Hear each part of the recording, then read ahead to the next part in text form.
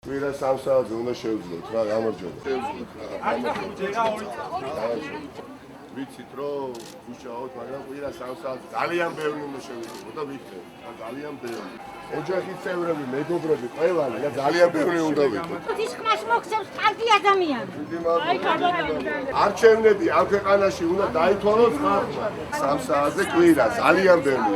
ჩვენ დიგრები გავიკეთოთ და ჩვენ მეგობრებს ახლოვებს და უცხო გამოვიდეთ. ხალხს გაუშვეს. ბოლომდე იქნება, აი ბოლომდე იქნება ბრძოლა. კვირა 3 საათზე უნდა მოვახერხოთ. აუცილებლად მოვა. დიდი მადლობა. ქვეყანაში არჩევნები ჩატარდეს და თქვენ თუ მე გადაწყვეტ ვიცებ იმას, თუ გადაწყვეტ სხვა პარტიას, ანუ არჩევანის შესაძლებლობა მიეცეს ხალხს. უნდა მოვახერხოთ და ძალიან თოთ. დიდი მადლობა ხარდაჭერისთვის, დიდი მადლობა თანამდებობისთვის და ერთობა გვაქვს ეხა სახეზე რა. და რა იარაღებით ირბინონ იმაში საარჩევნო უბნებთან რა. დიდი მადლობა. ელოდებით რა უნდა მოვინდობოთ, ოთკა გამარჯობა როგორ ახლა. 3 საათზე მესმის რომ მუშაობთ, მაგრამ რაღაცნაირად რა.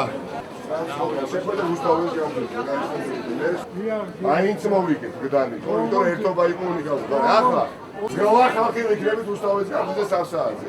ძალიან დიდი მადლობა რა. როგორც არასოდეს არის უნიკალური ერთობა და რატომ შედგა ეს უნიკალური ერთობა? იმიტომ რომ ქვეყანაში არჩევნები არ ჩატარებულა ხალხო.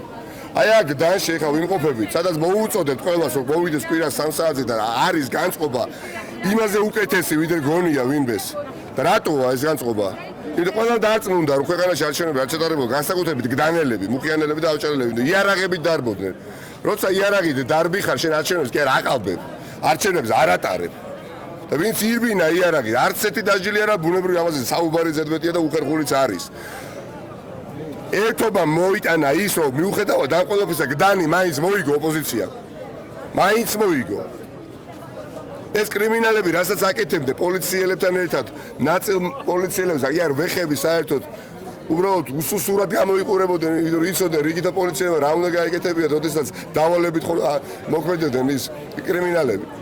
კამერის მიღმა ეს კრიმინალები როცა გადიოდნენ წესიერ ახალგაზრდებს არ უშვებდნენ საარჩევნო უბნებამდე. სადარბაზო და გამოსულ ახალგაზრდებს სადარბაზოშივე აბრუნებდნენ. შეიარაღებული ადამიანებიც, შპანა 60, 40, 50 კაცი ორგანიზებული ჯგუფები.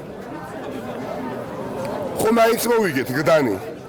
აი მაინც მოვიგებთ ახლა თავარ ბრძოლას. და მოვიგებთ რუსთაველის გამზირზე, თავისუფლების მოედანზე. და მივახცეთ ახალი არჩევნების ჩატარებას თავისუფალ გარემოში. ახალი ჩატარების მოცემულობა გულისხმობს, რომ ამ ყველაფერს ვეღარ გააკონტროლებს ივანიშვილი, ჟვანია და ასე შემდეგ და ასე შემდეგ. ბრძოლა იქნება ბოლომდე. არავის ეჭვი არ შეგეპარო თუ აქ შეიძლება უკან დახევა ან ანალოგიებს ნურავი ნუ გაავლებს, რომ ადრე ხომ იყო დემონსტრაცია, ადრე ხომ იყო მიტინგი, ხო დაიშალხო. არა, ეს არის უნიკალური განსხვავებული ვითარება, სადაც ერთი მოთხოვნა აქვს ხალხს, რომ ქვეყანაში არჩევნები ჩატარდეს და არჩევნები დათვალოს ხალხმა, ხმები დათვალოს ხალხმა. ყოველდღიურად მოდის ათობით გაყალბებული ოქრი, რომელიც სხვადასხვა შტაბის მიერ არის იდენტიფიცირებული ოპოზიციური პარტიების. დაწერილი ოქრები აქვთ. წარმოიდგინეთ, იმდენად აყალბეს, რომ იმაზე არც კი იფიქრეს, რომ შეიძლება ამას მერე ვიღაცა შეამჩნიოს რომ გაყალბებულია. და შევამჩნიეთ ერთი. დასკვნებიც გავაკეთეთ 2 და გადაწყვეტილებაც მივიღეთ 3. და ეს გადაწყვეტილება არის ბრძოლა ბოლომდე. რუსთაველის გამზირზე, თავისუფლების მოედანზე და ყველა სხვა კონსტიტუციური მეთოდებით.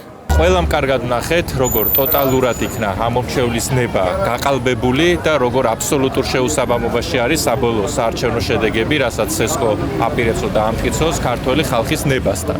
ამ ტიპის არჩევნების შედეგების შეგვება ჩვენ არ ვაპირებთ, ვითხოვთ რა თქმა უნდა რიგარეში არჩევნებს, ახალ საარჩევნო ადმინისტრაციას, იმიტომ რომ მოქმედმა ჩაიდინა კონკრეტული სისხლის სამართლის დანაშაული, კრიმინალი და ამით საგამოძიებო ორგანოები უნდა დაკავდნენ და ამ ყველაფრისთვის კვირას 8 ნოემბერს 3 საათზე 2 საათიდან უკვე შევიკრიბებით. დაინიშნოს ხელახალი არჩევნები, უნდა შეიცვალოს ადმინისტრაცია და უნდა ჩატარდეს ნორმალური არჩევნები. არჩევნების გარეშე ჩვენ არა ვართ თანამედროვე საზოგადოება და ამას ჩვენ ვიმსახურებთ და ამას ჩვენ მივახცევთ.